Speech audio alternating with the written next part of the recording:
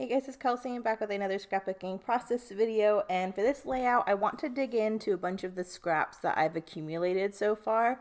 I think I only have like three 12 by 12s left, so I'm trying to do a page where I don't have to use any of them in order to stretch my kit because I have a lot of large pieces. So I have two large chunks here between the blue butterfly and then this blue floral that the backside was a couple cut aparts I'd already taken some chunks out of. And then I have a scrap from the first layout of this yellow plaid to kind of fill in the gaps a little bit. But I decided since the main floral, it really just had this big hole in the lower left-hand corner, I figured I would just create my design around that hole by piecing it together with these other scraps. So I have two 4x6s here. I've already stuck them together, and I already know because of how it's going to layer, I don't need to worry about the gap between the yellow scraps. So I'm just trying to fill in the other holes. So it takes me a minute to piece this together. I'm really happy to be doing another blue and yellow color scheme. I love these two colors from the collection. But I do also want to pull in some green. There's not a lot of green in this collection, so I've been having a hard time using the green. Because I feel like it's kind of a random color. It's only in little bits and pieces, but I like it because it pulls in that floral aspect. With this butterfly print, there's a little bit of green on the wings. So I'm going to use that as my excuse to pull in little pops of green so it's just not blue and yellow this time around. I am inking everything in that dark blue Recollections ink again, so I'm trying to remember to do that as I go. You'll see there's still holes in this from where I've gutted more because I love the butterfly paper and I want to try to save as much as I can. So I'll end up backing all of this on that cheap black construction paper just to help with the stability. And then I decided to go in with my Tim Holtz Distress tool and distress this butterfly print. The edges were not cut very cleanly, but because I've been wanting to do paper tearing and distressing this month anyways, it kind of gave me an opportunity to camouflage that by intentionally distressing the edge of it.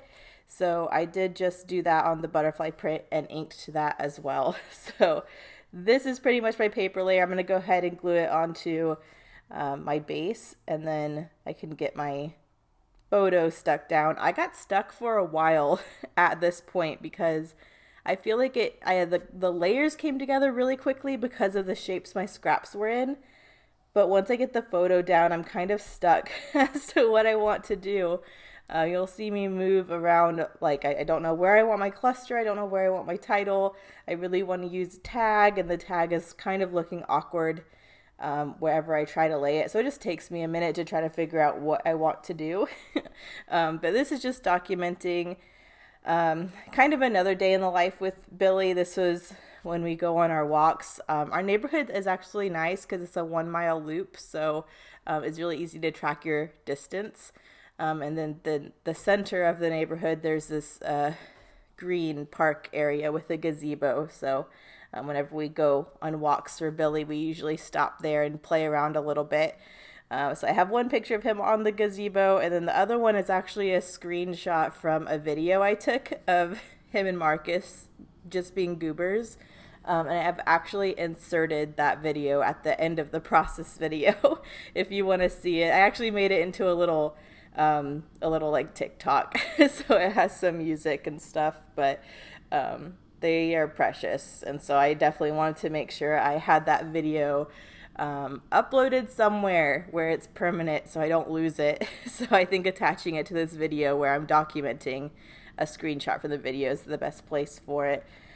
Here you can see me playing with the tags, playing with these florals. I really wanted to try to use these tulip-esque florals because they have green in them, but it was just not working. I tried to get those used up and it just wasn't working out. So I kind of decided to work more with the butterflies since I already have the butterfly paper. I thought the stickers would be a good opportunity to get those used up. So I already popped those up on some foam, and I'm thinking about two of them being in that lower right hand corner. And I get stuck here for a while, so I decide to pull in my twine and go ahead and get that on here. My first two layouts this month, I kind of did this with the twine and staples, so I decided to continue doing that, especially because I had this open area on the right and I felt like it needed some interest. So I just used the yellow and white twine, and I'm kind of doing a zigzag wraparound look and securing them with staples. So getting my staples on here. The distressed paper, I feel like both of those go really well with the not so perfect theme for this month for how to kill a kit with style. So I'm just trying to carry those elements through. But I really like that. It's kind of a subtle detail. It's kind of hard to see from this top down view, but in person, that doesn't look so confusing over there on the right. But I like that addition, and now I'm trying to figure out what else to do. I'm really stuck embellishment wise, so I'm just working on everything else that I have. I wanted to title this what I titled the video on TikTok, which was F Cancer.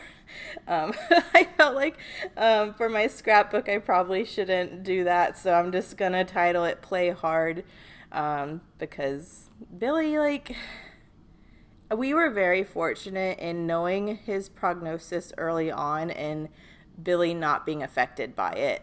So we were still able to do all his favorite things and him not be in pain or uncomfortable for several months before it actually came to a head. So we had an advantage in that way where we were really able to do all these extra things that we knew he enjoyed and being able to document them. So that was, the video was kind of one of the statements I made about the whole situation. But once I got the title down, I decided I just wanted to do a little bit of layering to the left here. I kind of feel like that was the area that made the most sense.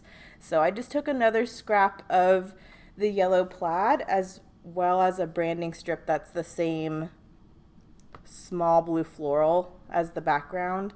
And I'm going to layer both of them to the left there with a navy blue die cut. I'm pretty sure Jennifer gave that to me. I just pulled it out of my little Happy Mail die cut collection.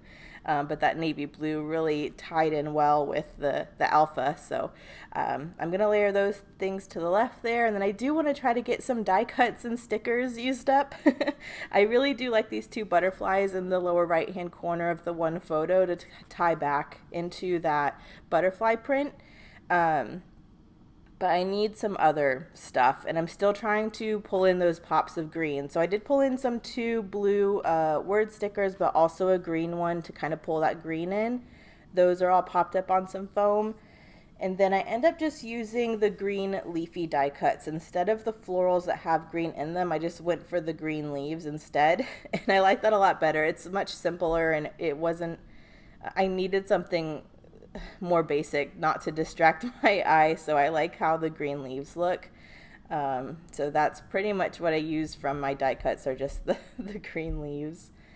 But I know I'm gonna get some brads on here, and then I really want to try to use the rest of the periods on the navy foam alpha sheet because I have this title. I really like pulling in those extra punctuation pieces as embellishment to kind of tie that color and texture in on other places. So I'm trying to keep that in mind too, as I put everything together. But this is basically the cluster for the left minus the brads, and then I added these 2 other leaves at the top there just so that green is in 2 separate places. That's kind of framing the photo and it's balanced to my eye, so I like that. And then I had one more sticker of a blue and yellow moth, so I'm going to add that at the top there so that also is kind of balanced.